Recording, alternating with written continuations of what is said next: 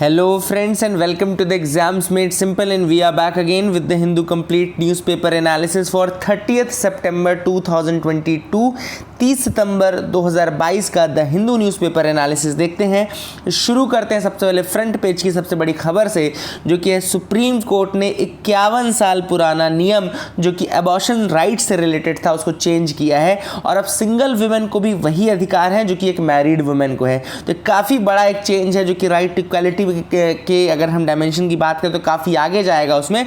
तो right to equality को और ज़्यादा प्रमोट करते हुए सुप्रीम कोर्ट ने कहा कि भैया सिंगल वुमेन ने क्या बिगाड़ा है आपका, मतलब what has the single women done wrong, why are you not giving her the proper abortion rights that she needs, and why is that an unmarried women is getting different treatment and a married women is getting different treatment, है ना।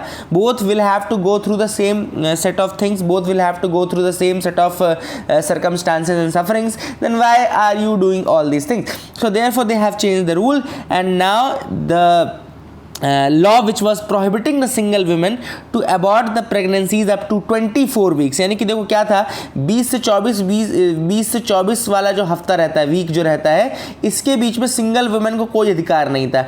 Single women was not having the right to abort the pregnancy after 20 weeks, मतलब कि 20 to 24 में उनके पास कोई अधिकार नहीं था, and married women was getting that right. So now they have change that, and now the single women will also get the same benefits of the abortion rights, ठीक है ना। तो यहाँ पे आपको देखो लिखा हुआ है, तो मैं वही चीज़ आपको बता दूं।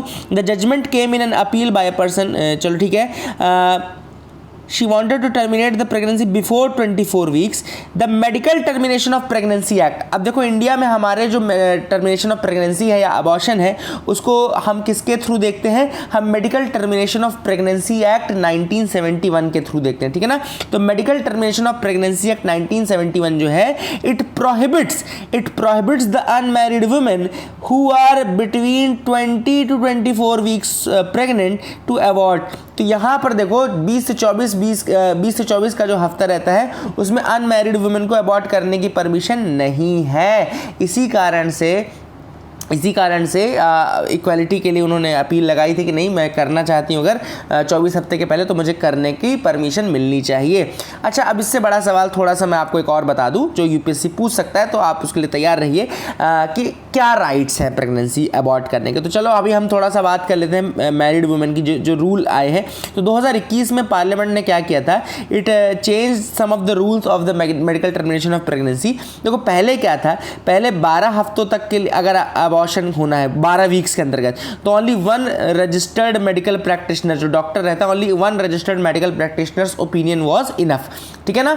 After that if 12 to 20 weeks pregnancy को टर्मिनेट करना था, पहले की बात कर रहा हूं मैं, तो यहां पे 2 रजिस्टर्ड मेडिकल प्रैक्टिशनर्स की जरूरत लगती थी। अब नियम जो परिवर्तन किया गया है 2021 में recently, and rule has been change कि अब 20 हफ्तों तक यानी कि 20 वीक्स तक अब केवल एक डॉक्टर की वही लगेगी। Only the recommendation of one registered medical practitioner or doctor will be required.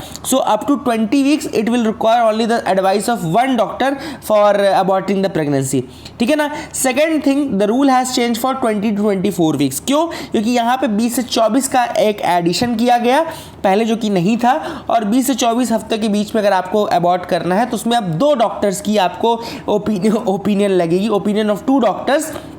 इसके अलावा अगर आपको जैसे 20 to 24 वीक्स के अंदर आपको अबॉर्ट करना है तो only some of the categories, कुछ कैटेगरीज की वुमेन को ही अलाउ किया गया है in order to take the benefit of that, ठीक है ना। तो that is the thing, mean survivor of either rape और इंसेस्ट और sexual assault, minors, change of marital status during the ongoing pregnancy, यानी कि ये जो रिसेंटली विडोहुड या डाइवोर्सी बनी हो, then women with physical disabilities, mentally ill women during mental retardation.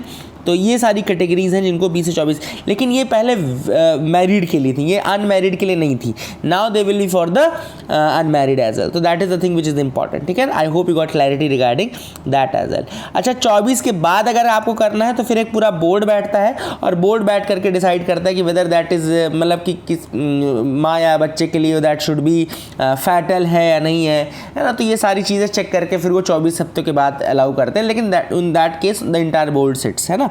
तो I hope you got clarity regarding these rights, these rules, जो भी आपका समझ में आ गया होगा। यहाँ पे 36th नेशनल गेम्स जो हैं वो स्टार्ट हो रहे हैं। कहाँ पे स्टार्ट हो रहे हैं? They have started in Motera stadium इन गुजरात। ठीक है ना, याद रखिएगा 36th नेशनल गेम्स जो है उसको जो कहाँ पे स्टार्ट हो रहा है, वो गुजरात से स्टार्ट हो रहा है, and that is the Motera stadium. तो मोटेरा स्टेडियम गुजरात से स्टार्ट हो रहा है। तो I hope you got clarity regarding that as well.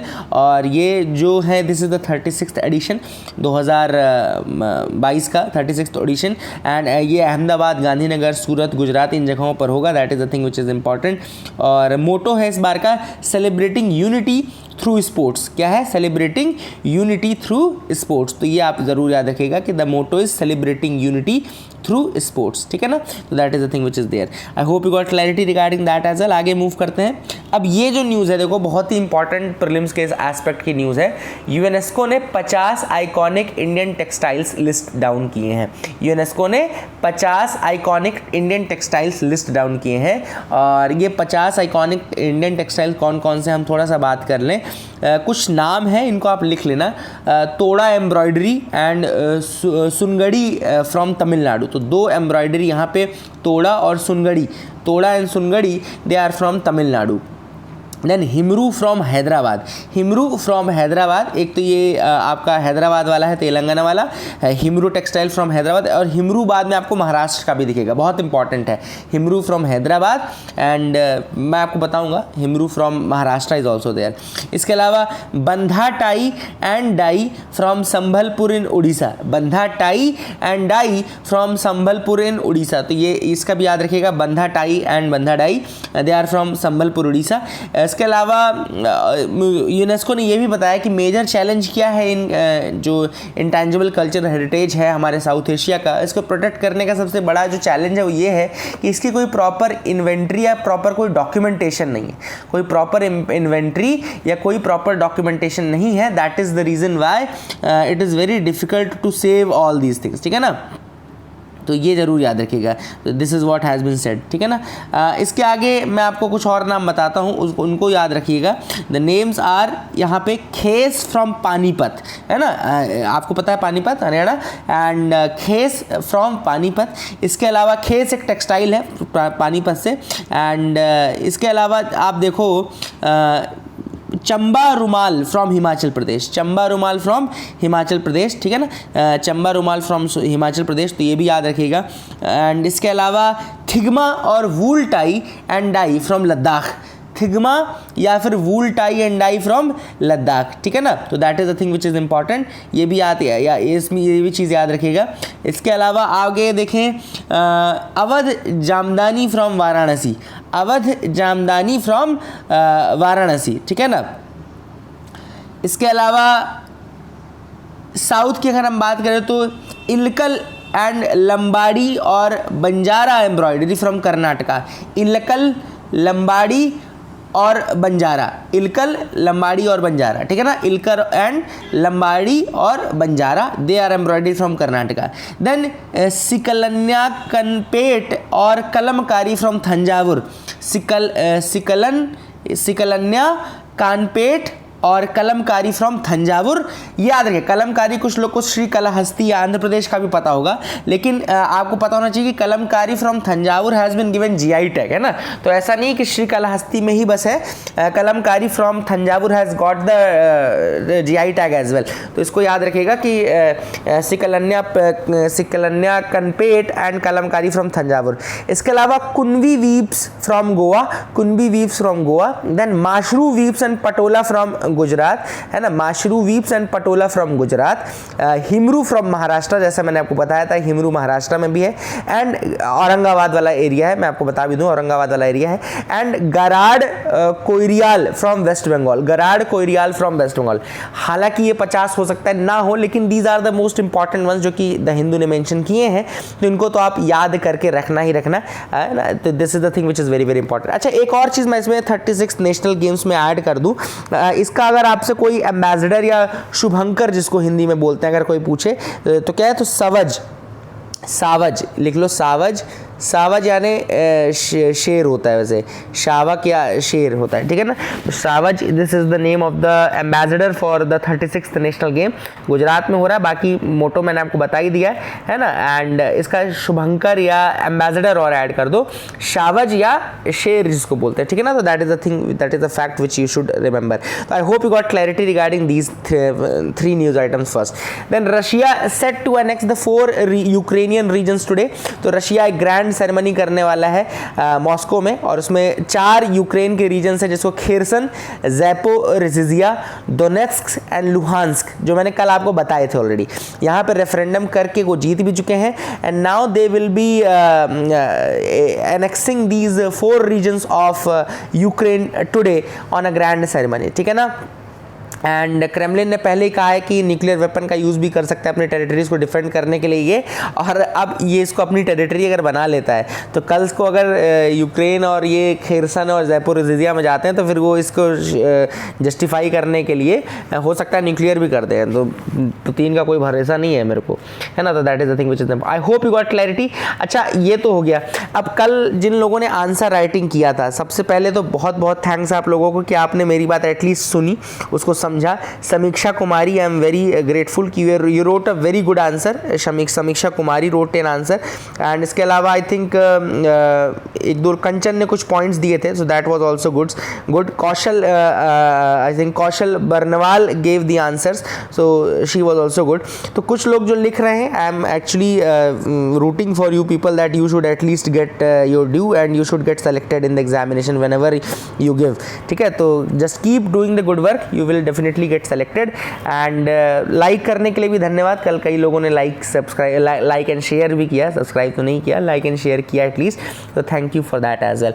तो आज के न्यूज़ एनालिसिस पे आते हैं। सबसे पहले आज की जो आज का जो पहला क्वेश्चन है उस पे आते हैं। सवाल है, consider the following, first is mercury, second is zinc, third is chlorohydrocarbons, fourth is deforestation. आपको बताना है कि रिस्पॉन्सिबल फॉर सॉइल डिग्रेडेशन कौन कौन से हैं, ठीक है ना। Options are 1 4 2 3 4 1 2 3 1 2 3 4। देखो ऐसे क्वेश्चनों में तो बहुत ज़्यादा आसान हो जाते हैं, ऐसे क्वेश्चन कई बार यूपीएससी भी पूछता है। इसका करेक्ट आंसर है डी, 1 2 3 4। दूसरा सवाल है, with reference to Neela Kurinji consider the following statements. First, it blooms only once in 12 years.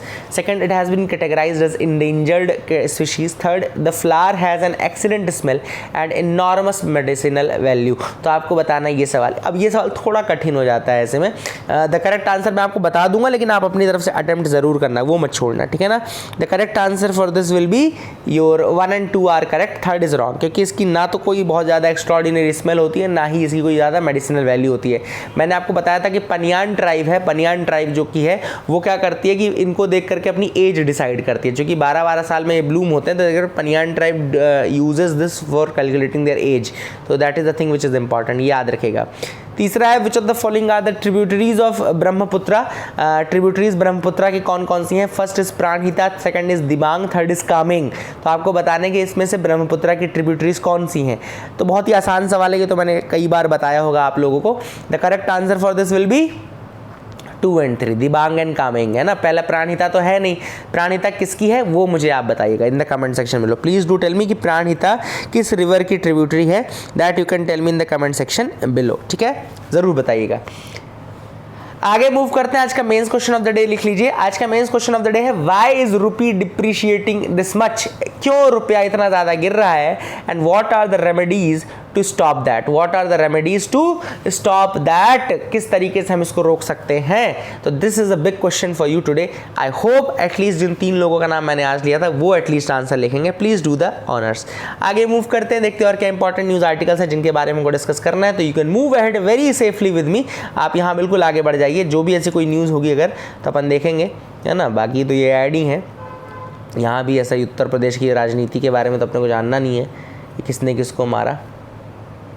अब आपको एक और न्यूज़ बताएंगे important, all quite on the Maoist front. All quite on the Maoist front. अब ये जो न्यूज़ है ये रिगार्डिंग है रिट्रीट ऑफ द माओइस्ट, या जो लेफ्ट विंग एक्सट्रीमिज्म जिसको हम बोलते हैं, है ना, यानी कि जो कम्युनिज्म की जो फिलॉसफी थी जो प्रमोट हुई थी उस समय, और उस कारण से जो कुछ लोग नक्सलबारी रीजन, आपको याद होगा 1967 में नक्सलबारी में बहुत बड़ा एक विद्रोह होता है, जिसके बाद ये नक्सलाइट्स मूवमेंट या LWE मूवमेंट की शुरुआत होती है 1967 में। नक्सलबारी याद रखेगा, दैट स्टार्टेड। तो अब उसका रिट्रीट शुरू हो चुका है और 2022 में जो number of left wing extremism affected districts हैं दे हैव ड्रॉप्ड बाय 24%। तो आप लिख सकते हैं कि number of left wing extremism affected districts have dropped by 24% and now only 39 districts are there पूरे इंडिया में जो कि left wing extremism affected districts हैं कह सकते हैं। और out of these only 25 are in the category of most violence prone. तो अब इसमें कुछ रीजन्स की बात करेंगे अपन, जिसमें झारखंड और छत्तीसगढ़ के बॉर्डर की एक बहुत इंपॉर्टेंट रीजन है, बहुत इंपॉर्टेंट एक हिलॉक है कहना चाहिए, मतलब छत्तीसगढ़ और झारखंड के बीच में आता है, बॉर्डर में आता है। ये जगह है बूढ़ा पहाड़, यह देखो आपको लिखा है ना, this is the Budha Pahar reason, और यहाँ पर आता है बिल्कुल झारखंड और छत्तीसगढ़ का ये बॉर्डर है।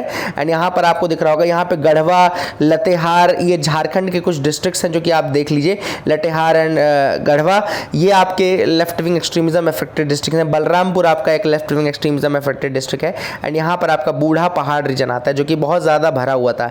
बट अभी रिसेंटली इसी महीने एक ऑपरेशन हुआ, ऑपरेशन ऑक्टोपस, याद रखिएगा, operation octopus which was jointly launched by the CRPF and cobra battalion.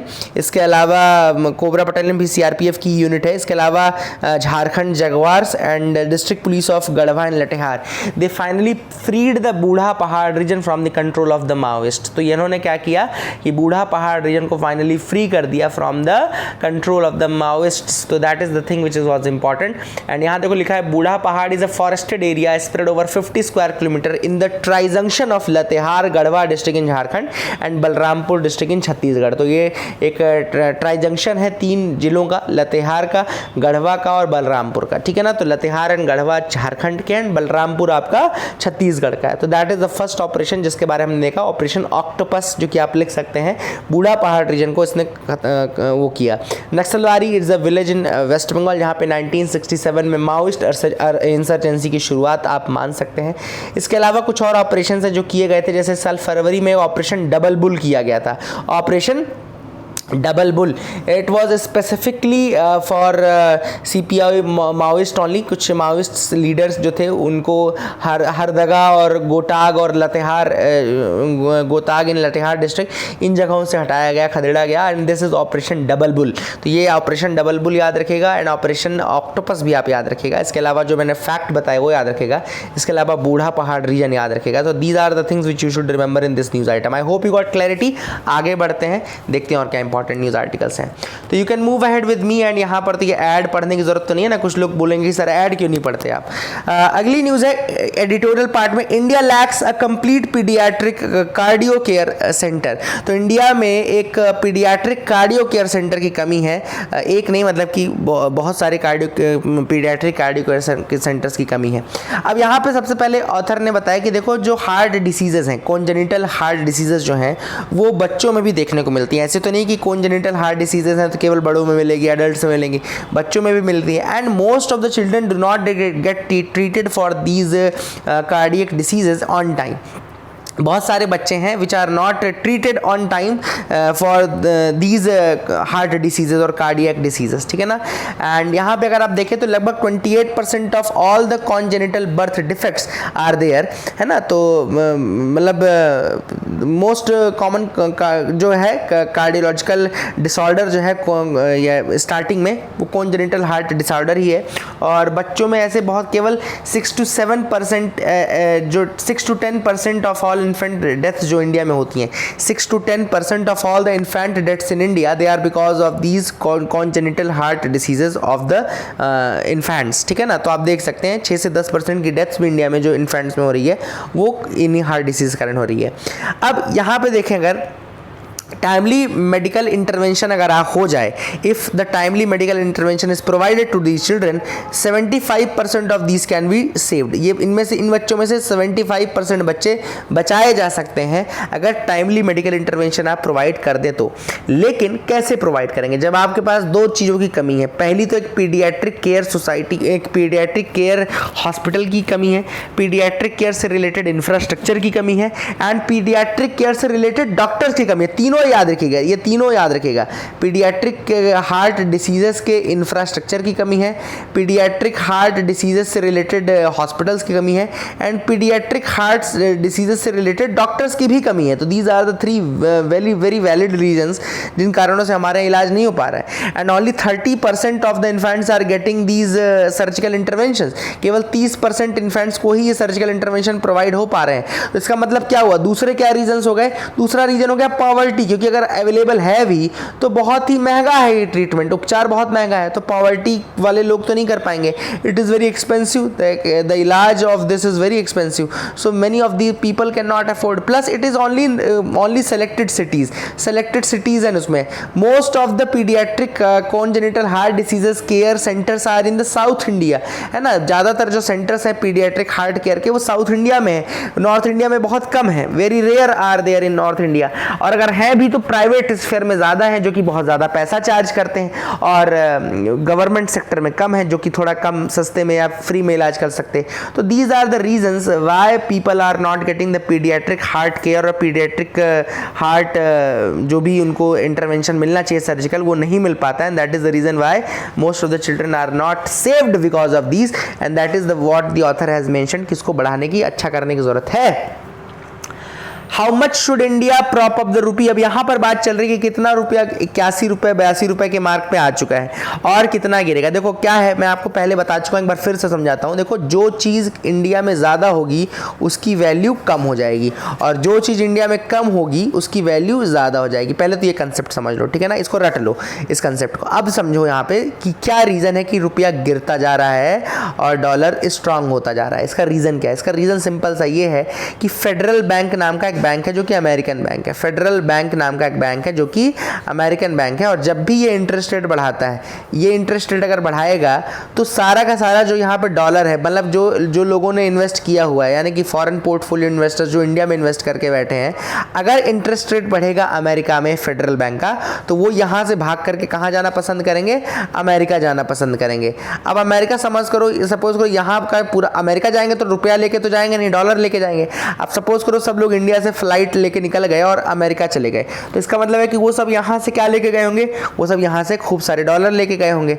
अब आप एक बात बताओ कि इंडिया में जब डॉलर कब ये सब डॉलर लेके चले गए तो इंडिया में क्या डॉलर की वैल्यू, डॉलर की मात्रा, वैल्यू नहीं मात्रा, क्वांटिटी कम हो गई। अब डॉलर जैसे ही कम हुआ तो मैंने कहा है कि जो कम होगा उसकी वैल्यू ज़्यादा है, तो डॉलर स्ट्रांग हो जाएगा। और अब ज़्यादा क्या है इंडिया में? ज़्यादा रुपया रहेगा, तो रुपये की वैल्यू कम हो जाएगी डॉलर के कंपैरिजन में। तो this is the reason why our rupee is sliding a lot. And इसी को मेंटेन करने के लिए जो ये है, इसको बोलते हैं, इसको मेंटेन करने का काम जो है वो कौन करेंसी मेंटेन कौन करता है? ये आरबीआई का काम है, आरबीआई करता है। वैसे देखो आरबीआई को नहीं करना चाहिए, लेकिन आरबीआई इसको मैनेज करता है फिर भी हमारे यहाँ एप्रिसिएशन डिप्रिसिएशन को। इसीलिए हमारे इंडिया में जो एक्सचेंज रेट है उसको हम क्या बोलते हैं? Managed floating exchange rate, managed floating market based exchange rate. वैसे हमारा एक्सचेंज रेट मार्केट बेस्ड है ना, वैसे हमारा एक्सचेंज रेट मार्केट बेस्ड है, मतलब मार्केट में कितना एक्सपोर्ट इंपोर्ट है, कितना प्रोडक्शन हो रहा है, इसके बेसिस पे डिटरमाइन होता है। लेकिन जब इस तरीके की मतलब कुछ इमरजेंसी कंडीशंस आ जाती हैं जिसमें कि समझ रहे हो ना, जिसमें कि अपना रिजर्व बैंक ऑफ इंडिया को इंटरवीन करने की जरूरत पड़ जाए, तब फिर वो इंटरवीन करता है। इसलिए मैनेज्ड बोलते हैं हम इसको, मैनेज, क्योंकि आरबीआई कभी कभी मैनेज भी करता है। यहाँ पे ऑथर ने कहा कि देखो use of forex reserves at the appropriate time is very important। देखो you build your reserve during the good times and spend it during the bad times। ये भी देखो बहुत अच्छी बात यहाँ तो ऑथर ने की है कि अब देखो, अब लोग ये कह रहे हैं, अब देखो कैसे, अब कॉमन सेंस समझना कि किस तरीके से आरबीआई मैनेज करेगा इस कंडीशन को। अब उसको क्या करना पड़ेगा? उसको मार्केट से डॉलर कम करने पड़ेंगे, उसको मार्केट से डॉलर कम करने पड़ेंगे और मार्केट में रुपया बढ़ाना पड़ेगा। उसको मार्केट में डॉलर कम करने पड़ेंगे और रुपया बढ़ाना पड़ेगा। तो वो क्या करता है? डॉलर को स्पेंड करना शुरू कर देता है आरबीआई, डॉलर को स्पेंड करना शुरू कर देता है। डॉलर को स्पेंड करना शुरू करेगा तो डॉलर कम हो जाएगा, डॉलर को लेना शुरू कर देता है ना। ठीक है ना। तो डॉलर को लेना, मार्केट से डॉलर को निकाल लेगा। अब जब मार्केट से डॉलर को निकालेगा तो मार्केट में क्या हो जाएगा, मार्केट में डॉलर को और डालेगा, ठीक है ना, अपने मार्केट में डॉलर को और डालेगा। तो कहां से डालेगा, सॉरी कहां से डालेगा मार्केट में डॉलर, मार्केट में डॉलर डालेगा वो अपने फॉरेक्स रिजर्व से। This is very very important which you have to understand. देखो कंसेप्ट वही है, जो ज्यादा उसकी वैल्यू कम। अब डॉलर की वैल्यू अगर ज्यादा है, डॉलर की वैल्यू ज्यादा है मतलब कि वहां पे वो कम होगा मार्केट में, तभी उसकी वैल्यू ज्यादा है। तो मार्केट में उसको डॉलर और ज्यादा डालना पड़ेगा। मार्केट में अब डॉलर डालने के लिए कहां से, अलग से तो कहीं से नहीं आ रहा है, बाहर से तो आ नहीं रहा है। तो मार्केट में डॉलर डालने के लिए उसको क्या करना पड़ेगा, अपने फॉरेक्स रिजर्व का यूज करना पड़ेगा एंड फॉरेक्स से फिर वो मार्केट में डॉलर डालना शुरू कर देगा, ताकि मार्केट में डॉलर की क्वांटिटी बढ़ जाए।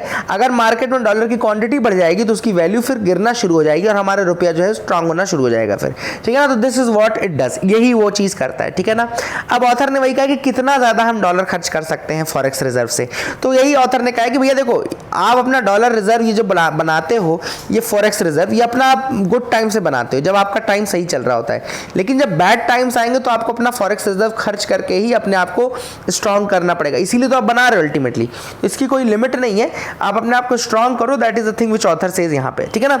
इसके अलावा दूसरी चीज ऑथर ने ये कही है कि देखो एक और चीज है कि अगर इस तरीके से आपका रुपया थोड़ा डिप्रिशिएट होगा, बहुत ज्यादा नहीं, थोड़ा सा ही अगर डिप्रिशिएट हो, तो वो आपके कई बार एक्सपोर्टर्स को मतलब इंप्रूवमेंट प्रोवाइड करता है। एक्सपोर्टर्स को भी वो इंप्रूवमेंट प्रोवाइड करता है ना, क्योंकि आपका सस्ता दिखेगा माल बाहर के मार्केट में, तो आपका एक्सपोर्ट बढ़ जाएगा। इंपोर्ट हालांकि आपका दिक्कत हो जाएगी, लेकिन आपका एक्सपोर्ट बढ़ जाएगा। तो बहुत ज्यादा नहीं बट थोड़ी मात्रा में एक्सपोर्ट को भी मदद करता है। तो ठीक है, that is also part of the export import policy only. इसके बाद ऑथर ने कहा है कि जो फेडरल बैंक है वो इंटरेस्ट रेट बढ़ा रहा है। अच्छा, इंटरेस्ट रेट बढ़ाने को हम बोलते हैं हॉकिश पॉलिसी, याद रखिएगा। इंटरेस्ट रेट जब बढ़ाया जाता है उसको बोलते हैं hawkish policy, and interest rate जब घटाया जाता है तो उसको क्या बोलते हैं, डोविश पॉलिसी। याद रखिएगा, हॉकिश पॉलिसी मतलब इंटरेस्ट रेट का बढ़ाना और डोविश पॉलिसी मतलब कि इंटरेस्ट रेट का घटना। इसके अलावा ऑथर ने एक और टर्म यूज किया है, गिडोटी ग्रीनस्पैन रूल। ये देखो लिखा है ना, गिडोटी ग्रीनस्पैन रूल। तो सबसे पहले तो एक क्वेश्चन यूपीएससी पूछ सकता है कि गिडोटी ग्रीनस्पैन रूल किससे रिलेटेड है। फिर इसके बाद वो आपका ऑप्शन देगा, फर्स्ट वेटलैंड कंजर्वेशन से रिलेटेड है, सेकंड टाइगर्स या चीता के नंबर से डिसाइड करने का रूल है, ठीक है। तीसरा वो देगा कि फॉरेक्स और डेट को मैनेज करने का रूल है।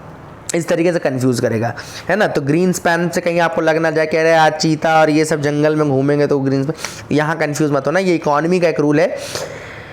मैं आपको बताता हूँ गिडोटी ग्रीनस्पैन रूल क्या है। गिडोटी ग्रीनस्पैन रूल कहता है, it state that countries reserves, country का जो रिजर्व है, इट शुड इक्वल, किसके बराबर होना चाहिए, शॉर्ट टर्म एक्सटर्नल डेट के बराबर होना चाहिए, 1 ईयर और लेस मैच्योरिटी। मतलब जो शॉर्ट टर्म एक्सटर्नल डेट है, जो 1 साल से कम की मैच्योरिटी वाले डेट है, उनके बराबर आपका रिजर्व हमेशा होना चाहिए, ठीक है ना। You should always have a reserve which is equal to your short term debt, ठीक है, ऑफ 1 ईयर, मतलब 1 साल से कम की जो डेट है उसके बराबर होना चाहिए। एंड रेशनल ये है कि you should have enough reserve to resist a massive withdrawal of short term foreign capital।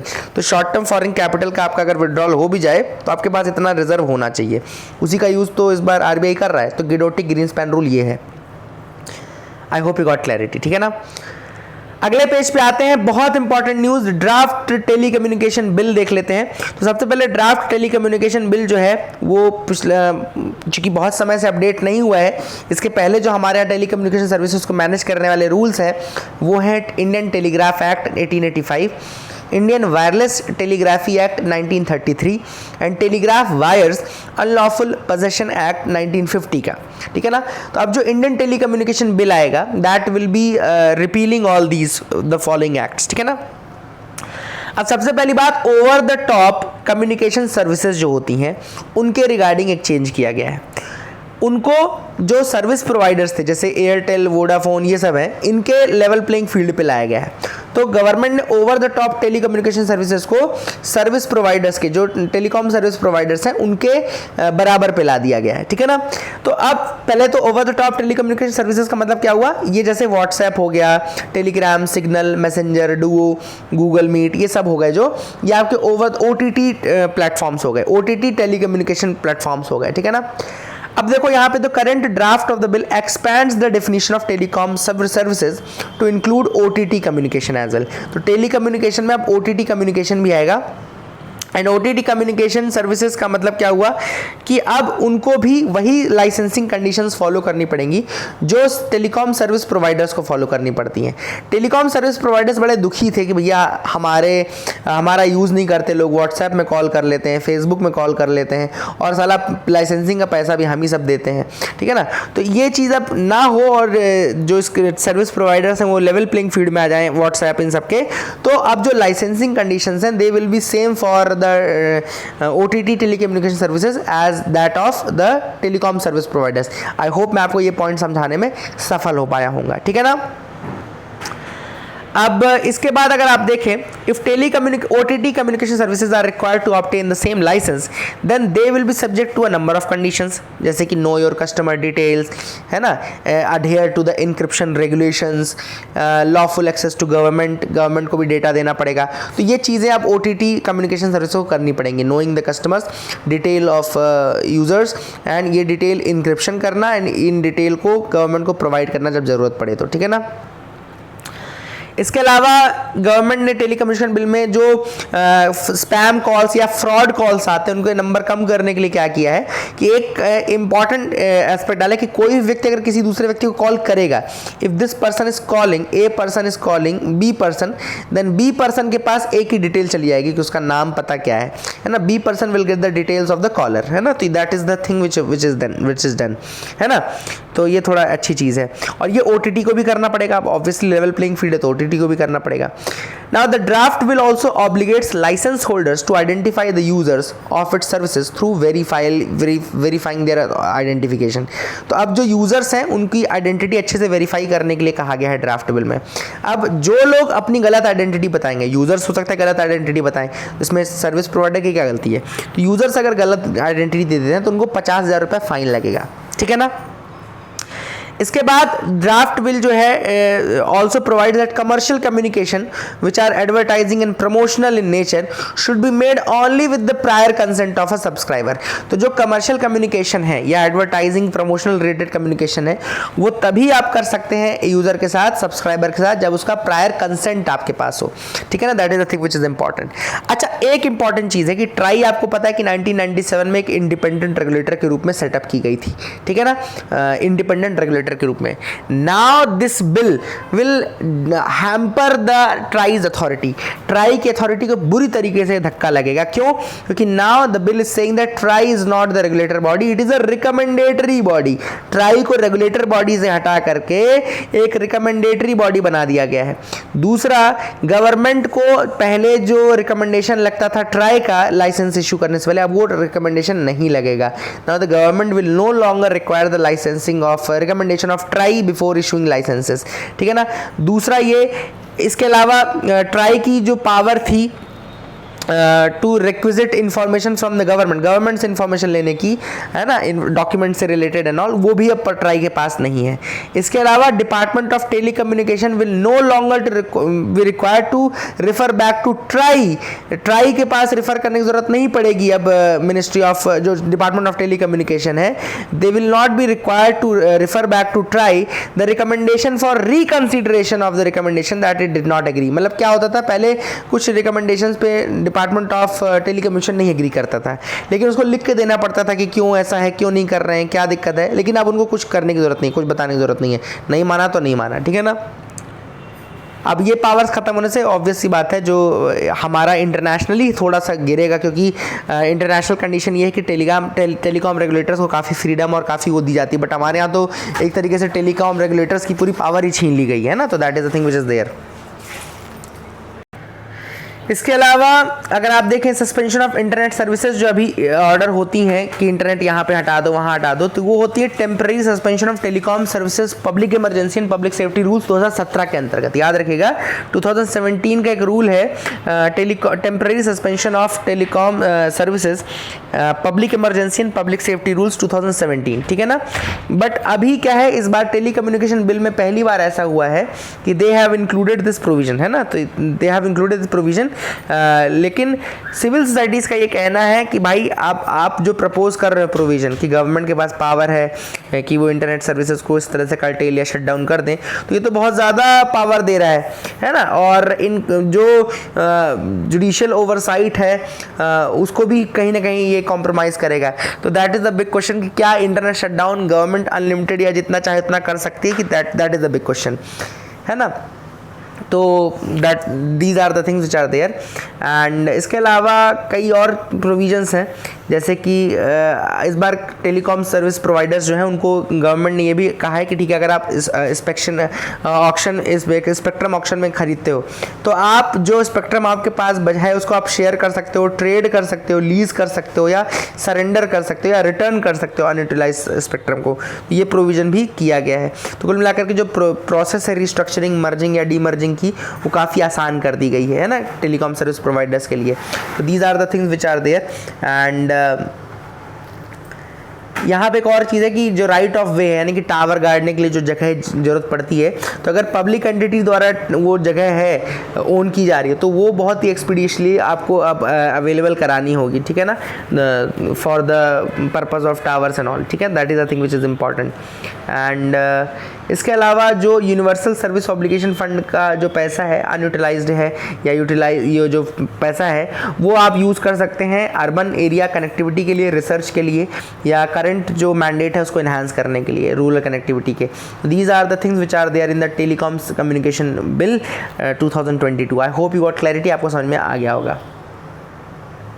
आगे मूव करते हैं। Doctors need not report the identity of minors seeking abortion से सुप्रीम कोर्ट। अब सुप्रीम कोर्ट ने वही जो मैंने आपको बताया ना कि अनमैरिड, यानी कि माइनर भी तो इंक्लूडेड होगा उसमें, तो जो अनमैरिड है, माइनर तो खैर पहले भी थे, अगर 20 से 24 हफ्तों में करना था तो रेप विक्टिम्स अगर माइनर्स हैं तो दैट वाज द केस। तो यहाँ पर उन्होंने कहा कि जो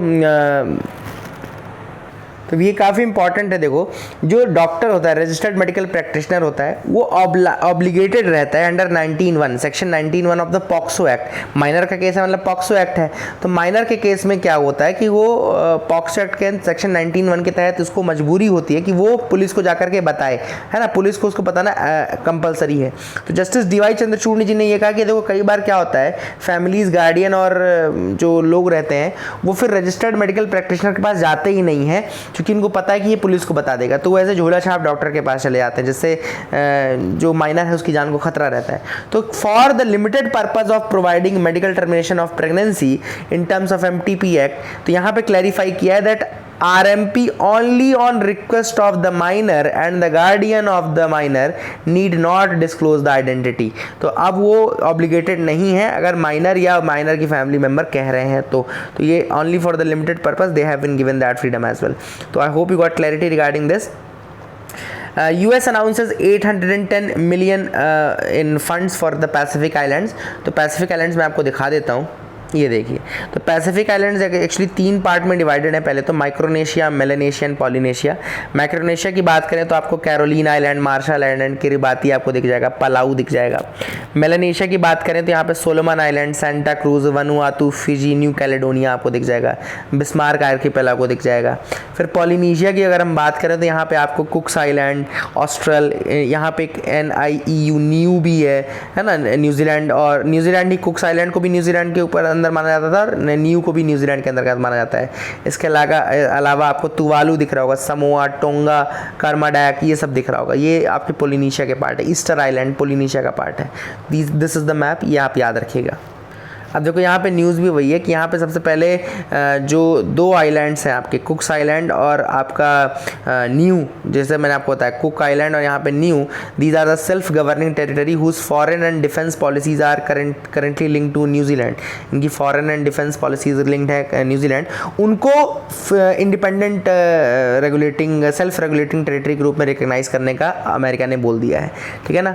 ऑब्वियसली उसको पता है कि सोलोमन आइलैंड में चाइना अपनी प्रेजेंस बढ़ा रहा है, तो हमको भी पैसिफिक में अपनी प्रेजेंस बढ़ानी पड़ेगी। So that is it for the day friends. I hope you like our video. Please like, share, subscribe, keep loving us, keep sharing us. Thank you, have a nice day.